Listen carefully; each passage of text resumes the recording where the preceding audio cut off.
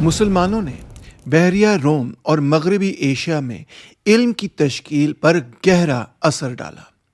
مسلم علماء نے ہمیں بہت سے ایسے الفاظ دیے جو آج بھی استعمال ہوتے ہیں، جیسے الجبرا، الگورتھم اور الکحل اور الکلی۔ بعد میں ہم اسلامی طب اور مشہور فارسی عالم ابن سینا جیسے مفکرین پر بھی بات کریں گے۔ فی الحال یہ حصہ مسلم فطری فلسفے کی ابتدا کو بیان کرتا ہے۔ 632 عیسوی میں مسلمانوں کی حکومت بہت تیزی سے پھیل گئی۔ شروع میں یہ ایک بڑی عرب حکمرانی والی ریاست تھی، لیکن جلد ہی یہ دو بڑے سیاسی حصوں میں تقسیم ہو گئی۔ ایک حصہ مغرب میں تھا جو جنوبی اسپین میں واقع تھا اور اس کا دارالحکومت قرطبہ تھا۔ دوسرا حصہ مشرق میں تھا جس میں شمالی افریقہ، عرب اور میسوپوٹیمیا شامل تھے۔ اس مشرقی سلطنت کو عباسی خلافت کہا جاتا ہے، جو مختلف شکلوں میں 750 سے 1517 تک قائم رہی۔ اگرچہ بغداد تو 1258 میں عباسیوں کے ہاتھ سے نکل چکا تھا، مگر کسی نہ کسی شکل میں 1517 تک عباسی خلافت جاری رہی۔ عباسی خلافت کئی تہذیبوں کے ملاپ کا مرکز تھی، جن میں فارسی، بھارتی اور رومی روایات بھی شامل تھیں۔ یہاں اسلام، یہودیت، عیسائیت اور ایون زوراسٹرنزم جیسے مذاہب بھی موجود تھے۔ اس پوری سلطنت میں کئی زبانیں بولی جاتی تھیں۔ اسی امتزاج کی وجہ سے ابتدائی مسلم سائنس کھلی اور ہمگیر تھی۔ قرآن پڑھنے پر اسلام کے زور کی وجہ سے بہت سے لوگ، خاص طور پر اشرافیہ کے مرد، پڑھ لکھ سکتے تھے اور سائنسی کتب کا مطالعہ کر سکتے تھے۔ اسلام نے برابری کا درس بھی دیا، جس سے علم حاصل کرنا نسبتاً زیادہ منصفانہ بنا۔ امیر عطیہ دہندگان، جن میں حکمران بھی شامل تھے، علماء کی مدد کرتے تھے تاکہ وہ منظم انداز میں فطرت کا مطالعہ کر سکیں، قدرت کو سمجھ سکیں۔ بغداد، جو عباسی خلافت کا پہلا دارالحکومت تھا، 754 میں خلیفہ المنصور نے قائم کیا۔ یہ شہر بہت تیزی سے ایک عظیم شہر بن گیا۔ 930 تک بغداد دنیا کا سب سے بڑا شہر تھا، جس کی آبادی تقریباً 10 لاکھ تھی۔ اس کہانی کے لیے سب سے اہم بات یہ ہے کہ بغداد میں بیت الحکمہ یعنی دارالحکمت واقع تھا۔ یہ مشہور کتب خانہ ابتدا میں المنصور کی ذاتی کتابوں کا مجموعہ تھا، جسے بعد میں انہوں نے علماء کے لیے کھول دیا، جن میں بھارت سے آنے والے علماء بھی شامل تھے۔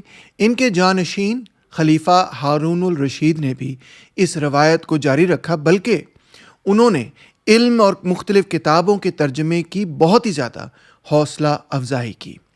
ان کے دور کے اندر عباسد ریاست کا بین الاقوامی کردار ظاہر ہوتا ہے۔ 1799 میں یورپ کے بادشاہ شارلمین نے فرانس سے ایک سفارتی وفد تحفوں کے ساتھ ہارون الرشید کے دربار میں بھیجا۔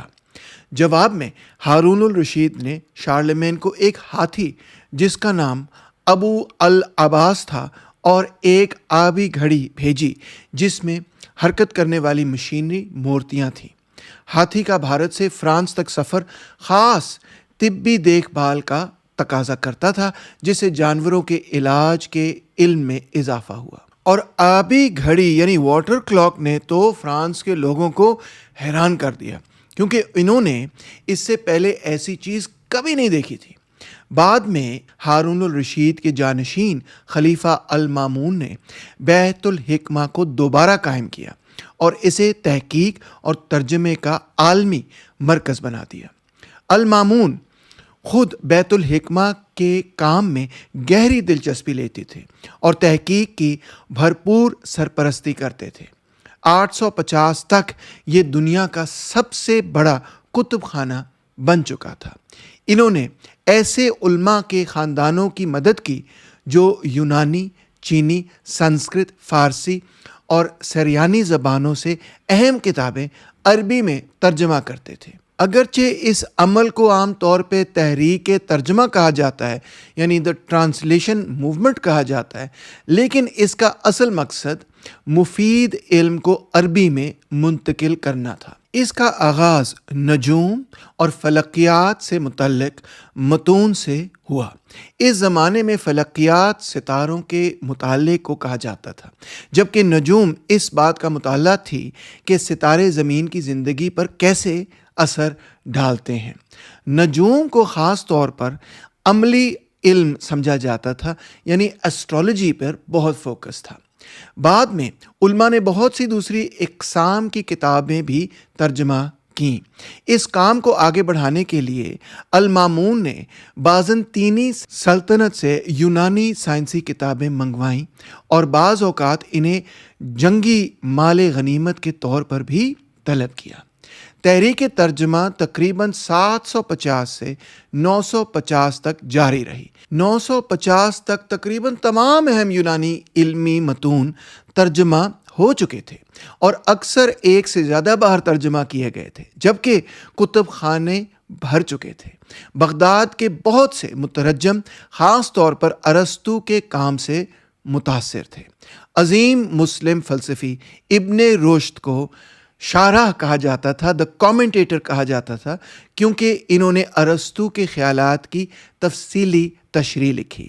شاید آج تک یہ بات بھی ممکن ہے کہ ارسطو پر قدیم یونانی تحریروں کے زیادہ نسخے عربی میں موجود ہیں نسبتاً انگریزی کے۔ اندازہ کریں آپ۔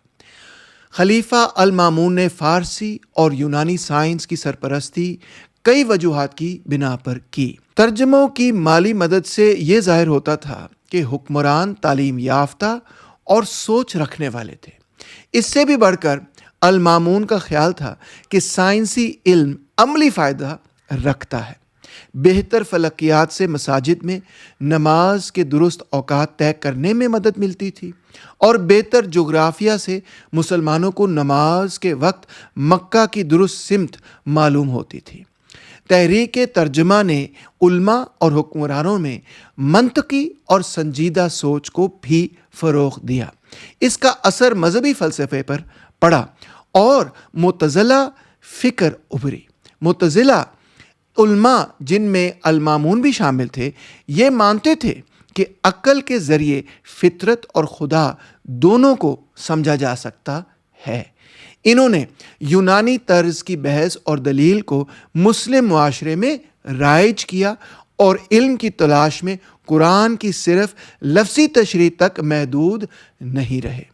عباسی دور میں تعلیم کئی جگہوں پر دی جاتی تھی، جیسے رصد گاہیں، ہسپتال، عوامی کتب خانے، مساجد اور مدارس۔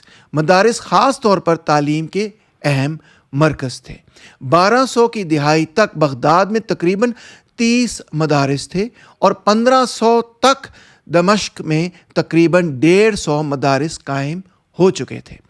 ہر مدرسے کی اپنی کتب خانہ ہوتا تھا، یعنی اپنی لائبریری ہوتی تھی، جس میں کاغذی کتابیں موجود تھیں۔ کاغذ چین سے مغربی ایشیا آیا اور بعد میں سمرقند، بغداد، قاہرہ، مراکش اور اسپین جیسے شہروں میں کاغذ کے کارخانے بھی بنے۔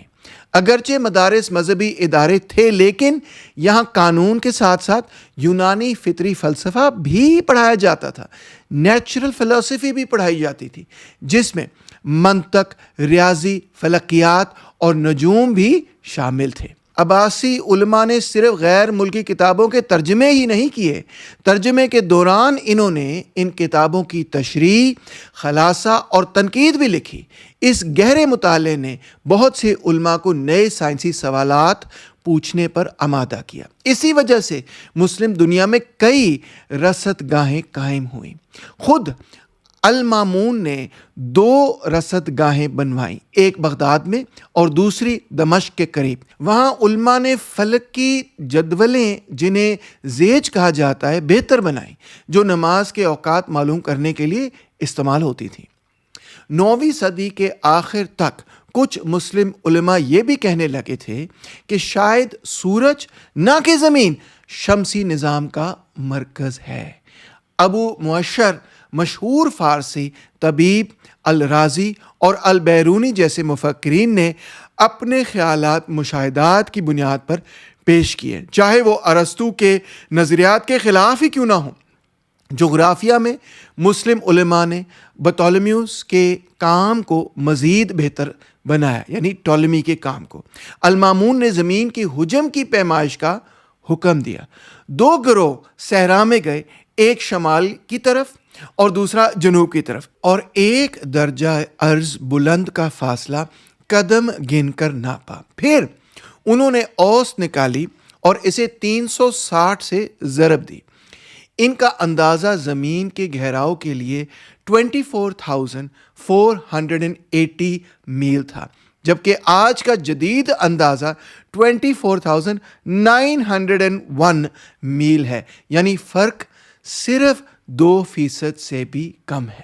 مسلم علماء نے ایسٹرولیب کو بھی بہت امپروو کیا، بہتر بنایا، جو ظاہری بات ہے ستاروں کے مطالعے اور سفر میں سمت معلوم کرنے کے لیے استعمال ہوتا تھا۔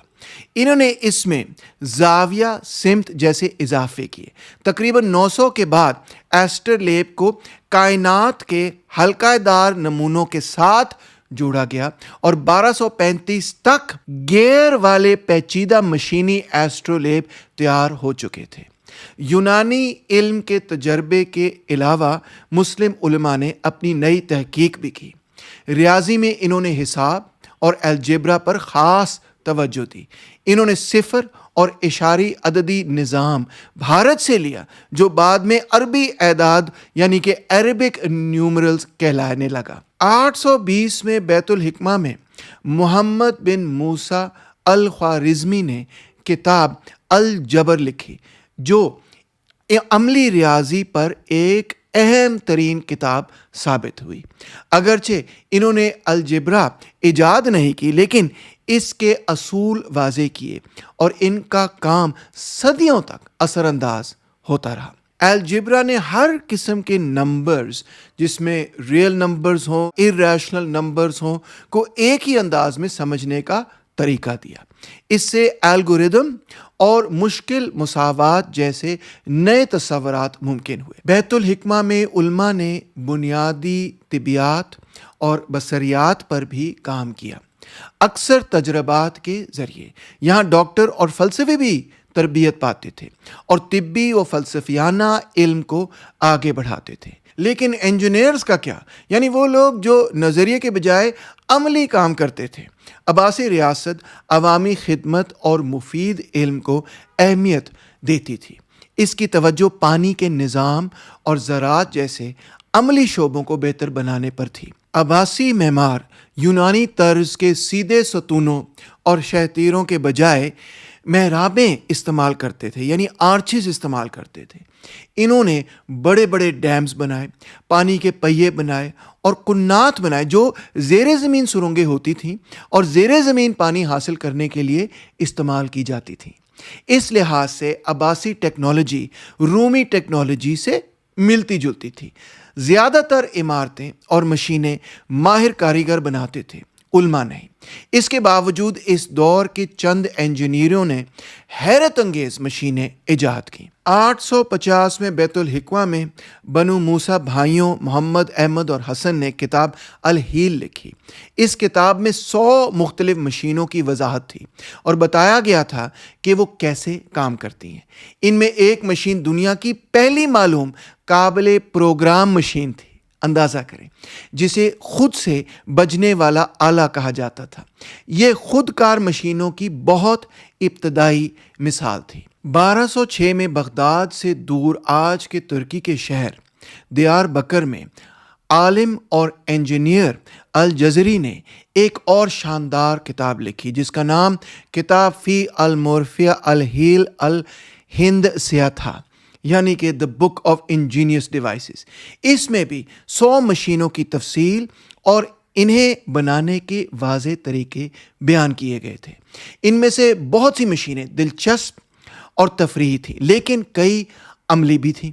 ان میں پانی کے پہیے، آبی چکیاں، بڑی آبی گھڑیاں، ہاتھی اور قلعے کی شکل والی گھڑیاں، فوارے، موم بتی سے چلنے والی گھڑی اور موسیقی بجانے والی مشینیں شامل تھیں۔ الجزری نے پانی سے چلنے والی ایک ایسی بانسری بھی بنائی جو مسلسل بجتی رہتی تھی۔ یہ مشینیں اس لیے ممکن ہوئیں کیونکہ الجزری نے اہم مکینیکل پرزے ایجاد کیے۔ اس نے کیم شافٹ بنائی جو کہ کرینک شافٹ کی ابتدائی شکل تھی، اور حصوں میں بٹا ہوا گیئر بھی ایجاد کیا۔ یہ ایجادات بعد میں یورپ پہنچی اور آج کی جدید مشینوں میں بھی بنیادی حیثیت رکھتی ہیں۔ گاڑی بن ہی نہیں سکتی اس کرینک شافٹ کے اور گیئر کے بغیر۔ الجزری کی سب سے حیرت انگیز ایجادات اس کی خود کار مشینیں تھیں، یعنی ایسی مشینیں جو جانداروں کی طرح کام کرتی تھیں۔ اس نے انسان جیسی شکل کی مشینیں بنائیں جو پانی یا چائے پیش کر سکتی تھیں۔ اس زمانے کی آرٹیفیشل انٹیلیجنس۔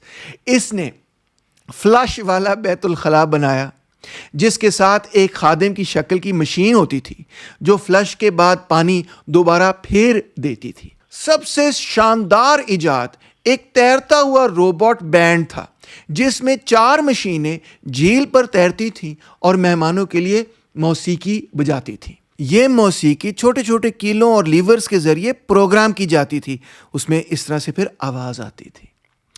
ابتدائی مسلم دنیا میں سائنس اور ٹیکنالوجی پر بہت کچھ کہا جا سکتا ہے، اور ہم آئندہ دوبارہ ان لوگوں اور خیالات کی طرف ضرور لوٹیں گے، مگر اس وقت ایپیسوڈ ختم کرتے ہیں۔ اگلے ایپیسوڈ میں ہم چین کی طرف دوبارہ رخ کریں گے، جہاں ہم نہ صرف شہروں کو دیکھیں گے بلکہ ان کے نہری نظام کو بھی سمجھنے کی کوشش کریں گے۔ شکریہ۔